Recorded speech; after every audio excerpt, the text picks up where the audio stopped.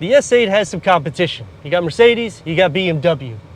But the S8 has a little bit more speciality than those vehicles. It's been in North America since 2001. 2007, we had a V10. The spec sheet is obviously out of control when it comes to an executive luxury performance sedan. I'm Anthony from Supercar Throttle, and Crown Audi has given us the 2026 Audi S8 in Daytona Gray Pearl over black interior. We've ticked a lot of packages to this that increases the price to over $145,000. This has the new Executive Plus package, the Bang & Olufsen sound system, the black optic package, and upgraded wheels, just over 5,100 pound curb weight. A top speed without these tires gets up to 155 miles per hour. And for $6,100, that's gonna add the digital matrix designed LED headlights in daytime runnings. Clearance at 5 inches or 131 millimeters with the black optic package that blackens out the single frame Audi grille and the side air pockets with predictive active suspension, which will raise the vehicle 2 inches or 50 millimeters, managing over speed bumps. I would definitely tick the box to the new Executive Plus package and the black optic package because that transforms the vehicle itself. You already have all the dynamics and all the guts of performance. This is literally a track-ready vehicle, and I gotta remind you, this is over 5,100 pounds. House underneath the hood receives the 4-liter TFSI bi-turbo V8 producing 563 horsepower and 590 pound-feet of torque. That's paired to an 8-speed Tiptronic automatic transmission, achieving 15 mpg for the city, 24 mpg for the highway, with a combined at 18 mpg, reaching 60 at 3.8 seconds, with the top speed limited to 130 miles per hour because we have the all-season tires on these 21-inch wheels. Now that you got the specs, let's dive into the competition. BMW and Mercedes, both vehicles are awesome as well, don't get me wrong, but they're gonna be more money. BMW's weight distribution, they're not really so concerned about it because it's like one of those vehicles that float when you're going into the 7 Series. And it doesn't have any feature where it's reading the road in front of you to alter the suspension with predictive active suspension, which will raise the vehicle 2 inches or 50 millimeters, managing over speed bumps. And if there's a side impact, it will raise 3.1 inches or 80 millimeters in half a second on the direction of the impact. This directs the impact force towards the stronger lower sills of the chassis rather than the doors. Yet again, they're doing more work with their suspension, and the dynamics will split the power to a 40-60 from the front to the rear. Dynamic torque distribution, 70% of the power to the front or up to 85% to the rear based on traction needs. Weight distribution is around a 55-45, 21-inch 7-arm dynamic design wheel with contrast black finish with summer tires. We have added the 21-inch all-season tires. Those calipers have a 10-piston fixed caliper in the front, a single floating caliper in the rear.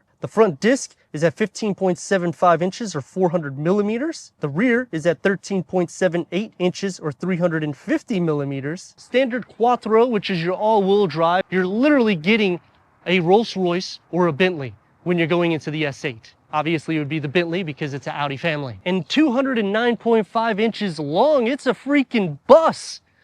And when you're looking at supercar status, you're getting that with 5 passengers.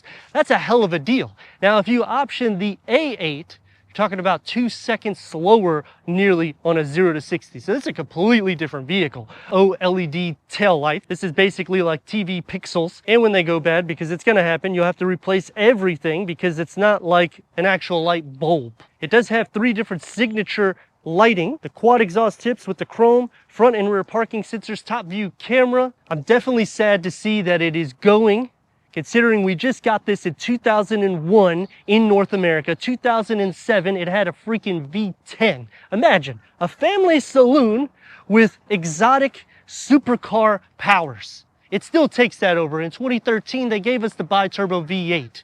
2020, we had this 5th generation, which is what we're on now, and that was the major updates. And sadly, this is the farewell. I mean, let me know your thoughts in the comments. If you're new to the channel, click the subscribe and the like, because all these clicks help with the algorithm so we can bring more vehicles like this to the channel. 590 pound-feet of torque is no joke, and you feel it when you push the pedal.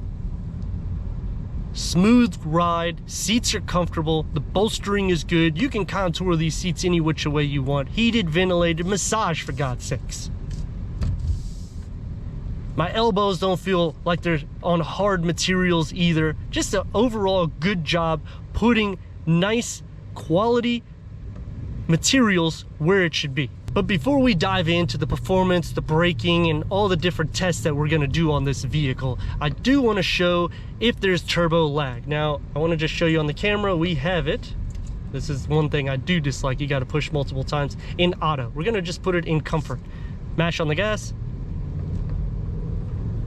It actually does feel a little bit heavier, and you can kind of feel the turbo lag coming into play. Even though it's a bi-turbo, the way it's set up, it still has some of it. Now, to clean that up, we're gonna go into auto. It's about the same because we've been driving the vehicle that way. But when you put it into dynamics, watch what it does. The RPM's ticked up. There's not gonna be, there's not gonna be any turbo lag on that. This is just ready to rock and roll. Visibility is good. The vehicle's reading the road as I am turning the steering wheel, everything all in together to keep me level in the seat. One of the only vehicles that do this. And God forbid there's an accident, it literally will add about 3 inches on the side of the impact, so it will impact the lower sill instead of the door, making it a more safer alternative for that accident. I mean, that's pretty crazy because the other vehicles are not doing that. When you enter the vehicle, it raises. When you leave the vehicle, it raises. Some things that I hear in comments and I also complain about is getting in and out of the vehicle. This is a sedan. It's actually very easy to get in and out of it because of that suspension that is continuously thinking about the owner of the vehicle. I applaud Audi for doing that. The sound deadening is great. The suspension is super smooth. And this is with 21-inch wheels. Look at the performance in the braking.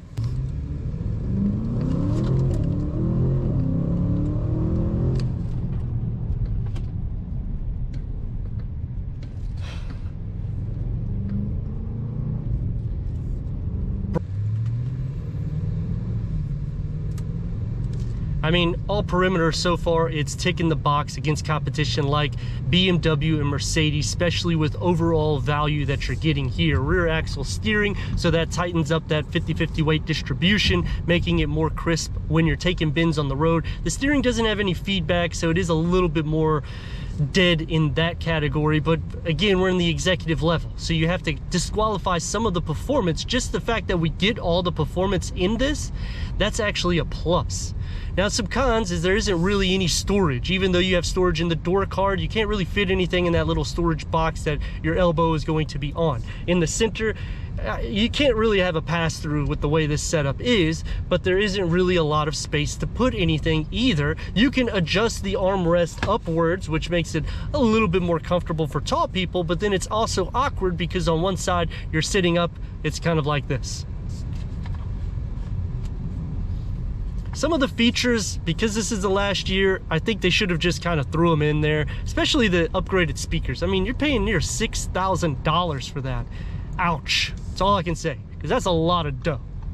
I would definitely tick the other boxes for what we have with the executive premium package and the black optic package. You want to get certain things to make it more unique. Otherwise, it's a base vehicle and people are going to say, why did you buy that? And you could actually tell when you don't get the black optic package, which is another reason why they should throw that in. Daily driver supercar, that's what you're getting when you go into the S8, and it's really hard to capture all of that in one vehicle. Audi does an excellent job doing it. Yes, you're gonna feel some turbo lag in between, but you have so much freaking power. I mean, I hate to say it, just mash the gas, you wait a few tenths of a second, the damn thing's gonna take off like a rocket. Is it better than BMW and Mercedes? The interior, I think so. They don't add hardly any plastics. You're getting actual material in the vehicle. And when you're spending this kind of dough, I'm sorry, you need to add leather pretty much everywhere. You need to have upgraded headliners. You need to not have a damn TV screen on wheel. Yes, we have 3 different TV screens, but this works. It's not something that I'm gonna be watching YouTube here or on the passenger side. I actually have a freaking dashboard, and I appreciate Audi doing that. Just sad that it's going to be the last year. I mean, let me know your thoughts in the comments. If you're new to the channel, consider subscribing. Check out this next video right here.